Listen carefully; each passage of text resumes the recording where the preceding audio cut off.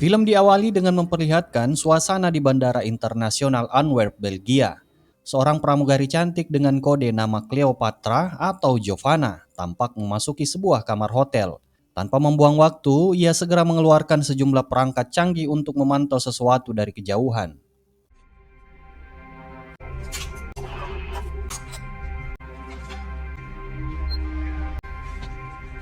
Running neden over the Cleopatra. Kemudian saat di kamar, Giovanna segera menghubungi rekannya yang memiliki kode nama Ronin yang saat itu berada di dalam mobil. Ia lalu meminta arahan darinya. Di sini, Ronin memintanya untuk tetap siaga. Sementara tim lainnya mulai bergerak untuk membuka sebuah kontainer besar. Dan dua mobil polisi tiba-tiba keluar dari dalamnya.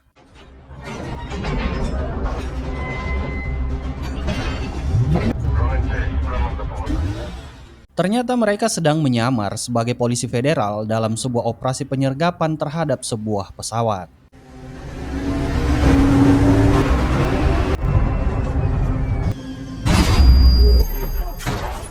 Setelah para penjaga dan sistem CCTV berhasil dilumpuhkan, salah satu anggota tim segera masuk ke dalam pesawat yang terparkir di hanggar bandara untuk mencari sesuatu yang kelihatannya begitu penting. Beruntung sebelum pihak keamanan bandara sadar akan aksi mereka, pria tersebut berhasil menemukan yang mereka cari, yaitu sebuah paket berisi dokumen penting yang akan dikirim dari Botswana menuju London, Inggris.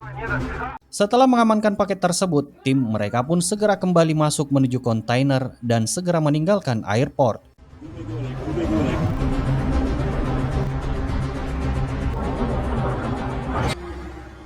Sementara Cleopatra alias Giovanna juga segera meninggalkan kamar hotelnya dan kembali melakukan penyamarannya sebagai pramugari. Singkat cerita, adegan berpindah ke Pengadilan Negeri Los Angeles. Di sana kita diperkenalkan dengan detektif Nick O'Brien dari Los Angeles Sheriff Department atau LASD yang tengah menghadapi proses perceraian. Ia menyaksikan laporan berita tentang perampokan yang terjadi malam sebelumnya di hanggar Bandara Antwerp. Dalam kasus ini, kelompok kriminal bernama Panther diduga sebagai pelakunya. Mereka dilaporkan berhasil mencuri berlian merah bernilai jutaan dolar, di mana berlian tersebut ternyata milik seorang mafia ternama. Dari gedung pengadilan, Nick, detektif yang dikenal karena metode kerjanya yang keras dan tak kenal kompromi, bergerak menuju sebuah bank besar di pusat kota.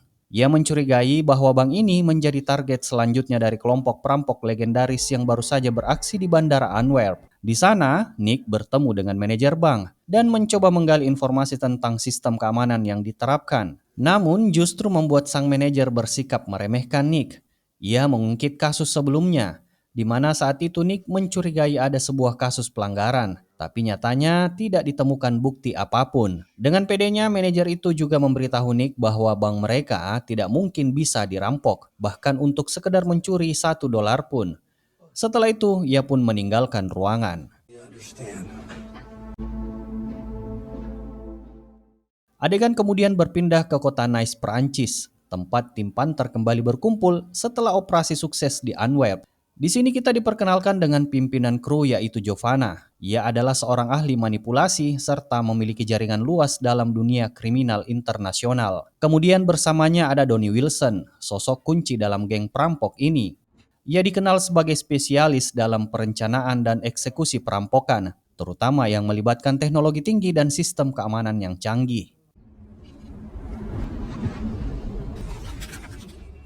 Setibanya di sebuah hotel di distrik Walt Diamond, Donnie Wilson bersiap menjalankan aksinya. Ia rencananya akan menyamar sebagai Jean-Jacques Diallo, alias seorang eksekutif untuk menyusup dan mengecek situasi di World Diamond Center atau WDC, pusat perdagangan berlian terbesar di dunia. Sementara itu di Los Angeles, Nick mendatangi Holly, seorang janda dari Ray Merriman, tokoh antagonis utama yang ada pada seri pertama. Ia pun menjemput Holly secara tiba-tiba dan membawanya ke sebuah lokasi rahasia untuk diinterogasi. Nick menduga ada keterkaitan antara mendiang Merriman dan Donnie Wilson, yang kini menjadi fokus utama dalam penyelidikan kasus perampokan internasional tersebut. Ia yakin Holly menyimpan informasi penting, termasuk keberadaan Donnie atau aliran dana hasil rampokan. Nick pun lalu mengancam akan menggagalkan pengiriman kontainer milik Holly yang akan berlayar ke Tiongkok. Dan Nick yakin jika setibanya di sana, Holly tidak akan selamat. Namun Holly malah mengancam balik dengan menunjukkan video ML Nick bersama seorang wanita yang bisa saja ia publish ke media untuk merusak reputasinya. He was all prison weird. Was a lucky guy. Meski begitu, Nick tetap mendesak Holly, hingga ia mau mengungkapkan di mana Donnie menyimpan uangnya. Is the money. Singkat cerita, Giovanna memperkenalkan Donnie kepada seorang wanita bernama Chava. Ia sosok yang tampaknya memiliki pengaruh di industri berlian. Di situ Donnie menunjukkan sebuah berlian merah, dan ia mengklaim bahwa batu langka itu merupakan warisan keluarganya dari Botswana. Who is it? Top negotiators. Oh, you have to speak English in this. I'll leave you guys to it.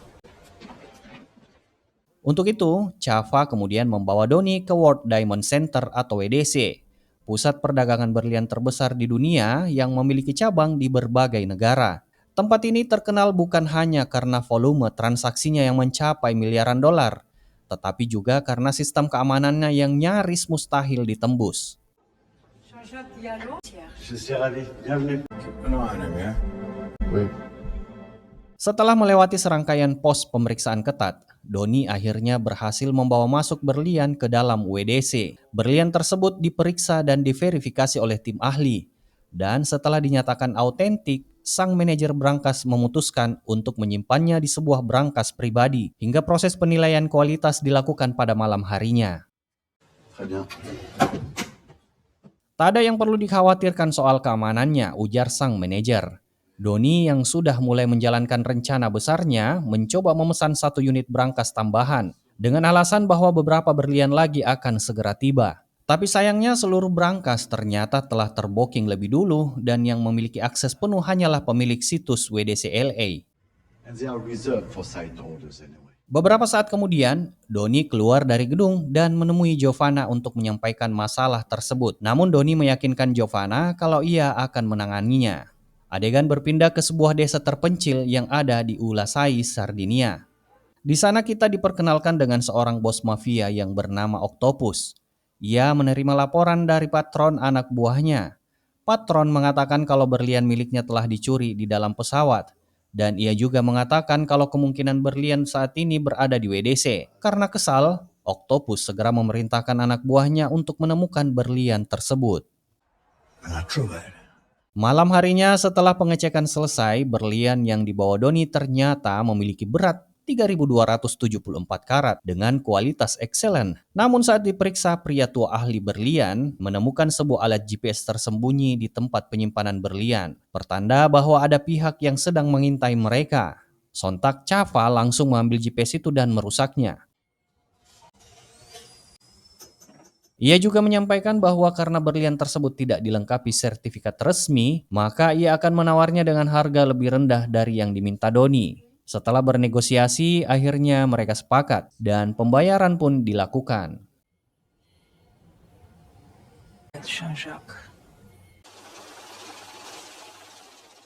Kembali ke Nick yang sedang berada di dalam mobil bersama rekannya. Rekannya menyampaikan temuannya mengenai beberapa transaksi besar yang mencurigakan. Nick berharap bisa segera mengetahui di mana berlian curian itu akan dijual. Rekannya lalu mengatakan bahwa kemungkinan besar berlian tersebut akan dijual melalui jaringan WDC. Dan salah satu cabang WDC yang baru saja melakukan transaksi besar berada di kota Nice, Prancis. Who's our POC on the Antwerp job? I can do that. Thank you. I got the car. Kita berpindah ke tim The Panthers yang sedang berkumpul di tempat persembunyian mereka. Giovanna yang dikenal dengan nama sandi Cleopatra tadi memimpin pertemuan dan mengungkapkan bahwa operasi besar mereka kali ini adalah merampok WDC, pusat berlian dunia. Ia memperkirakan nilai target mereka mencapai 850 juta euro atau sekitar 14 triliun rupiah. Dalam rapat itu, Giovanna membagi tugas kepada anggotanya. Marco bertanggung jawab atas logistik kendaraan dan transportasi. Draga ditugaskan untuk menangani brankas, Slavko akan memantau situasi sekitar, sementara Donnie bertugas menyusup ke dalam, serta mengatur penyamaran demi membuka jalur menuju brankas. Namun salah satu rekan mereka menyampaikan keberatannya, khawatir Donnie akan mengkhianati tim. Namun, Giovanna mencoba meyakinkan semuanya dengan menegaskan bahwa Donnie adalah pencuri terbaik di planet ini. Setelah memastikan setiap anggota memahami tugas masing-masing, mereka pun melanjutkan ke tahap survei lokasi, khususnya untuk merancang rute pelarian melalui jalur pegunungan Alpen. Italy. I need all-wheel drive. Sir, yes, sir. Excuse me. Sorry. Captain here. Singkat cerita, Nick tiba di kota Nice, Prancis, dan langsung menemui rekan lamanya di kepolisian Pantera, yaitu Kapten Hugo. Hugo ini memiliki akses informasi di wilayah WDC. Tak lama kemudian, Hugo menunjukkan beberapa foto kriminal yang diduga terkait. Namun setelah diperiksa, Nick tidak menemukan orang yang ia cari. Hugo kemudian memutar rekaman CCTV dari WDC. Dan setelah diperbesar, Nick akhirnya melihat bahwa Donnie baru saja berada di sana. Go in. No? Malam harinya, Giovanna dan Donnie terlihat berada di sebuah bar. Di sana, Giovanna sengaja mengalihkan perhatian beberapa petugas keamanan WDC, sekedar untuk memasang kamera tersembunyi.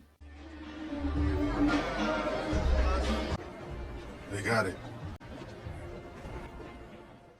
Kemudian setibanya di kamar hotel, Donnie dikejutkan akan kedatangan Nick yang secara tiba-tiba. Refleks, Donnie langsung menodongkan pistolnya. Namun Nick hanya menunjukkan lencananya. Hingga ketegangan mereda dan mereka pun melanjutkan pembicaraan. Di sini Nick akhirnya menyadari bahwa Donnie lah dalang di balik perampokan berlian tersebut. Ia juga mengetahui bahwa Donnie dan timnya kini tengah mengincar target yang jauh lebih besar. Terungkap bahwa setelah The Panthers menjual berlian curiannya, mereka berencana untuk merampoknya kembali dari pembeli berikutnya. Karena sudah terpojok, Donnie kembali mengarahkan pistolnya. Namun tiba-tiba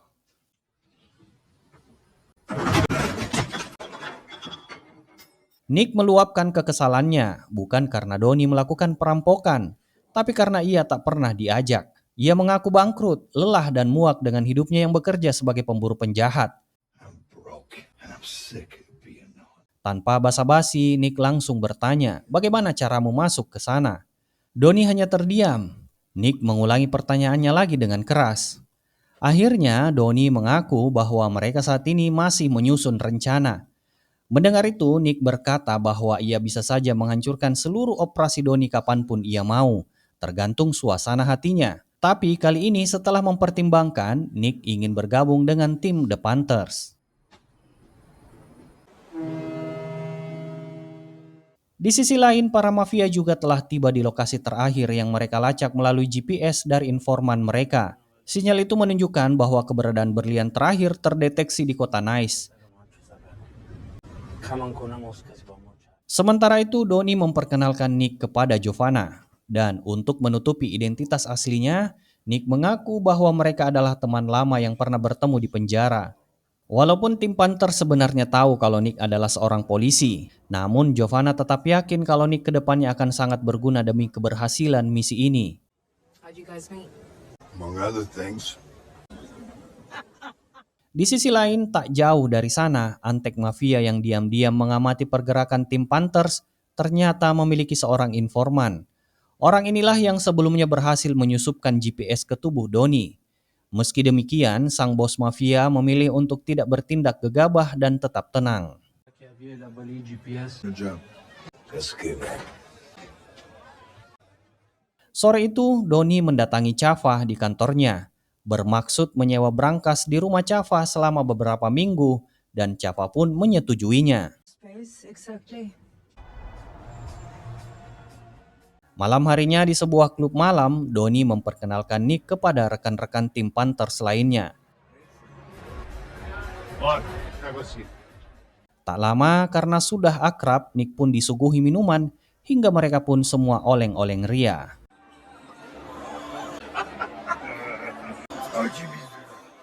Dalam kondisi mabuk berat, Nick nampak mulai terpikat oleh kecantikan Giovanna dan tanpa ragu ia langsung menghampirinya.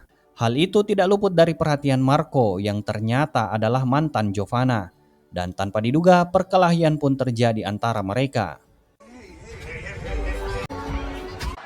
Usai perkelahian di bar, Giovanna memutuskan mengeluarkan Marco dan Fuchs dari tim Panthers. Setelah situasi reda, Donnie dan Nick yang masih oleng-oleng menaiki skuter untuk sekedar berkeliling dan mereka pun mampir ke sebuah warung. Di sana mereka berbincang begitu panjang tentang masa lalu mereka. Namun tiba-tiba dari arah belakang anak buah oktopus muncul dan menangkap mereka. Dengan wajah ditutup, mereka dibawa ke sebuah lokasi yang tidak diketahui.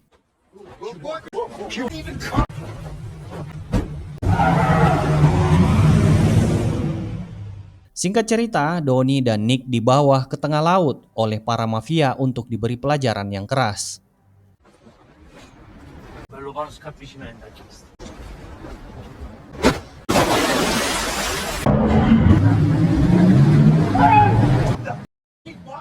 Beruntung mereka selamat dan tak menjadi santapan hiu putih. Di sisi lain, setelah tahu bahwa Donnie mencuri berlian dari mafia, Nick memutuskan mundur.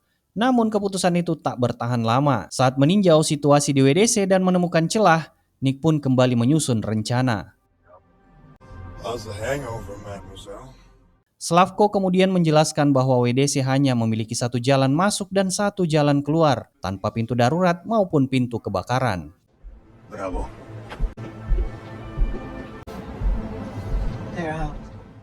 Singkat cerita, tim membawa Nick ke markas persembunyian mereka. Di sana, Donnie mulai memaparkan rencananya. Distrik tersebut tidak memiliki area mati, jadi mereka harus menciptakannya sendiri. Terdapat 127 kamera yang diawasi melalui 10 monitor, dan kamera-kamera itu berputar setiap 10 detik. Sehingga di waktu tertentu sebanyak 117 titik pengamatan menjadi blind spot. Nah, untuk itu mereka pun merencanakan akan bergerak tanpa terdeteksi melalui titik-titik buta tersebut. Nick lalu bertanya, bagaimana dengan rekaman setelah kamera offline? Giovanna menjawab bahwa ada undang-undang privasi WDC yang melarang perekaman setelahnya, sehingga tidak akan ada rekaman yang tersimpan, jadi semuanya hanya dipantau secara real time. Namun meskipun mereka memiliki blind spot, masih ada satu kendala besar, yaitu satu-satunya individu yang memiliki akses ke brankas adalah petugas pemilik situs atau petugas keamanan swasta yang juga memiliki kewenangan sebagai penegak hukum. Untuk itu, tim mencoba memanfaatkan beberapa aset internal yang memiliki akses tersebut. Jadi satu-satunya jalan masuk kita adalah melalui Nick, ujar Giovanna, di mana Nick akan menyamar sebagai petugas keamanan swasta dan menjabat sebagai kepala keamanan untuk Donnie. Demi mendapatkan akses ke brankas, misi pun dimulai. Nick akan beraksi dari dalam, sementara tim lainnya memantau pergerakan melalui tangkapan kamera tersembunyi yang telah dipasang sebelumnya. Just stand here. Bonjour. Bonjour. Bonjour.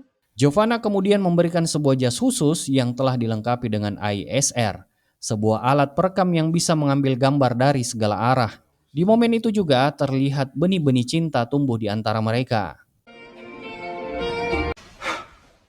Keesokan harinya, Nick diantar menuju brankas oleh manajer dan Chava untuk menyimpan barangnya. Namun di dalam sana mereka menemukan kamera thermal, sebuah masalah baru yang harus segera mereka pecahkan. Arma.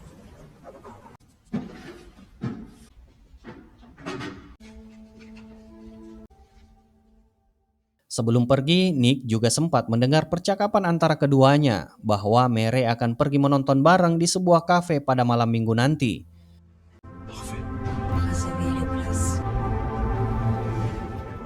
Dan tak lama setelahnya di ruangannya, Nick mulai memetakan rencana untuk memberitahu Donnie letak lokasi berlian merah berada. I saw the stone. I saw the fucking stone. Sementara itu di luar, Marco, Allen, Darko, dan Fook terlihat bersekongkol dengan geng Tiger yang tampaknya tengah menyusun sebuah rencana. Singkat cerita, Nick kemudian menemui rekannya, Kapten Hugo, di sebuah gereja. Di sana, Hugo memperingatkan Nick untuk berhati-hati terhadap teman-teman barunya. Be careful of your new friend. I see you around. Sementara itu di markas, Giovanna terlihat sedang mencetak wajah seseorang. Sementara Draga sibuk menguji temuannya yang ia sebut teknologi rendah untuk mengalahkan teknologi canggih. Alat itu adalah spray mode, semacam semprotan khusus yang dirancang untuk mengacaukan kamera thermal di dalam brankas agar tidak bisa mendeteksi panas tubuh mereka. Watch now. Hingga di keesokan harinya, Nick pun berhasil menyemprotkan alat tersebut ke kamera thermal. Making some sales. Malam minggu pun tiba. Setelah memastikan berangkas dalam kondisi aman, sang manajer akhirnya bergerak menuju sebuah kafe untuk menonton bareng bersama Java. Sementara itu, tim di markas terus memantau pergerakannya secara real time, sambil tetap mengembangkan strategi untuk membobol brankas tersebut.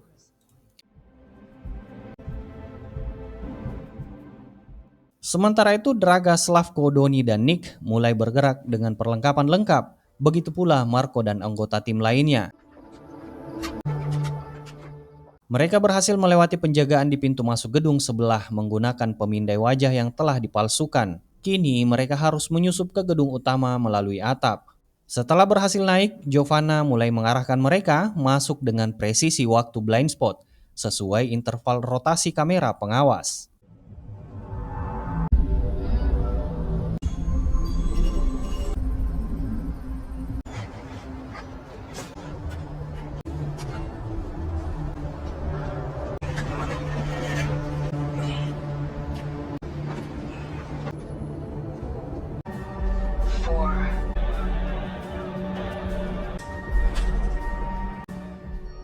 Saat berada di area lift, mereka sempat mengalami kesulitan. Namun setelah berusaha keras, rintangan itu berhasil mereka lalui. 10 seconds to run. Kemudian di lorong menuju brankas, mereka menggunakan cermin khusus untuk mengelabui penjaga. Meski sang penjaga sempat melihat gambar yang tampak mencurigakan, tapi karena tengah asyik menonton pertandingan bola, hal itu cukup memberi celah bagi tim Nick untuk lolos tanpa terdeteksi. Ketegangan semakin memuncak saat mereka tiba di depan brankas. Meski begitu, satu persatu sistem pengamanan brankas berhasil dibuka, hingga akhirnya mereka bisa bernafas lega setelah berhasil masuk ke dalam. Dengan hati-hati, mereka mulai membuka kotak demi kotak, mencari berlian merah yang menjadi sasaran utama. Namun sayangnya berlian itu tidak ditemukan di sana. Sementara itu pertandingan bola telah selesai, dan si manajer brankas mulai kembali ke lokasi. Doni sempat putus asa sebab apa yang dicarinya tak ada di sana. Namun ia terus berusaha mencari, meski waktu mereka sudah hampir habis. Nick mendesaknya untuk segera keluar, namun Doni tetap bersikukuh terus mencari. Dan pada akhirnya keberuntungan berpihak pada mereka, dan Red Diamond itu ditemukan oleh Doni. Sekali lagi di ruang lift, Nick tampak kesulitan memanjat. Namun setelah usaha keras, mereka berhasil melewati rintangan itu. Dan tantangan berikutnya adalah mereka harus memanjat kembali ke gedung sebelah. Dan disinilah Nick benar-benar kewalahan. Saat ia berjuang keras tanpa sengaja, ia menjatuhkan tongkat pemanjatnya ke bawah. Hingga membuat penjaga yang ada di sana curiga kalau ada penyusup.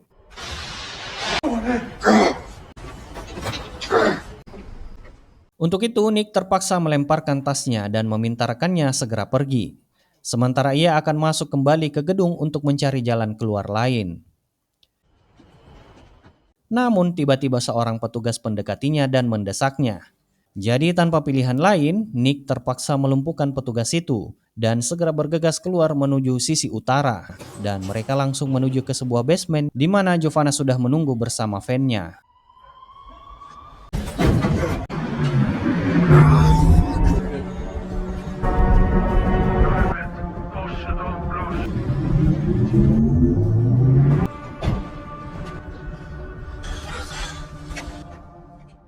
Setelah itu mereka mencabut stiker yang ada di mobil sport tersebut dan segera berpencar.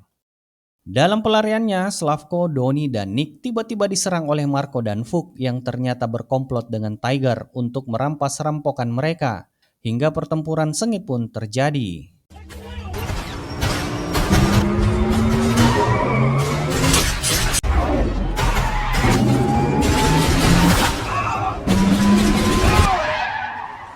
Meskipun satu mobil berhasil dilumpuhkan, akan tetapi tim terpojok di sisi jalan hingga Marco dan geng bersiap mengeksekusinya. Namun tiba-tiba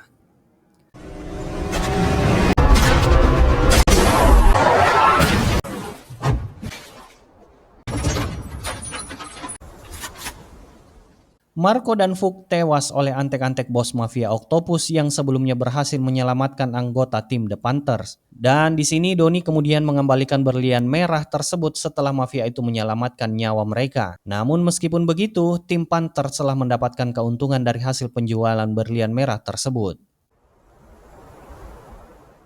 Scene berpindah ke Italia, di mana terlihat tim Panthers merayakan kemenangan mereka. Di tengah perayaan itu, Nick tampak gelisah, seolah ada sesuatu yang dia sembunyikan. Ternyata perasaan Nick benar karena tiba-tiba kemenangan mereka berubah menjadi petaka. Petugas keamanan muncul dan mulai menangkap satu persatu anggota tim yang kemudian diamankan ke dalam mobil polisi. Namun di sini Nick dibebaskan oleh Kapten Hugo karena Nick telah membocorkan rahasia tim dalam pertemuan sebelumnya dengan Hugo.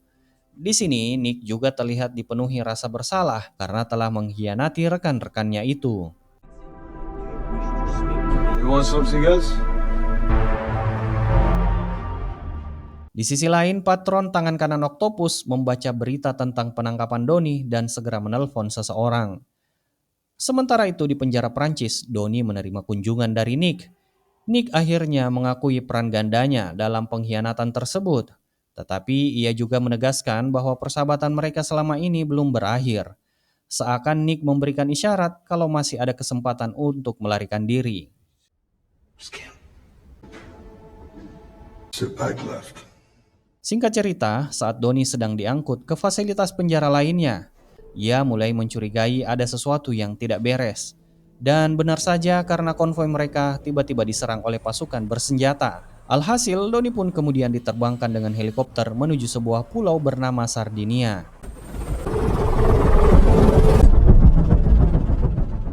Ternyata pasukan bersenjata tersebut adalah ulah tangan kanan Octopus. Dan Donnie dibawa untuk menghadap Octopus, si bos mafia.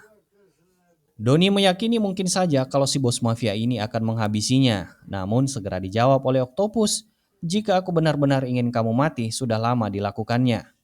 Namun sebenarnya si bos mafia justru merasa kalau ia terkesan dengan keterampilan Donnie dan ingin merekrutnya untuk bekerja dengannya. Di saat yang sama, Nick lah yang ternyata membantu para mafia untuk menyelamatkan Donnie. Dan ia kemudian menerima SMS ucapan terima kasih dari Donnie karena telah membantunya.